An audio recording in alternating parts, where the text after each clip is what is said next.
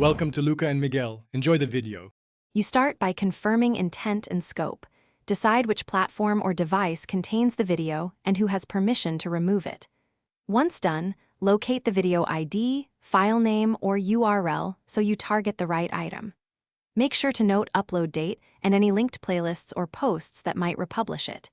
If you're not the owner, request confirmation or access. These initial steps prevent accidental removal of the wrong file and save time when you perform the deletion. Now you perform the deletion. Open the platform's content manager or your file explorer and find the item using search or filters. Select the video and choose delete or remove. Platforms typically show a confirmation prompt. Read it. If there's an option to remove from playlists, comments, or archives, decide now. For local files, empty the recycle bin or use secure erase. Make sure to check linked reposts or embeds, because removal in one place may not delete copies elsewhere. Finish by verifying deletion across contexts.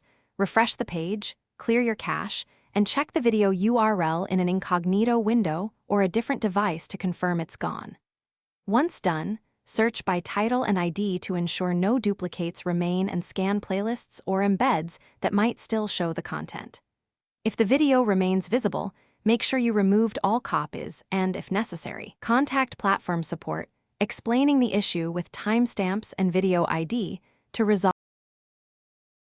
Thanks for watching and please subscribe. It's the best investment you'll ever make.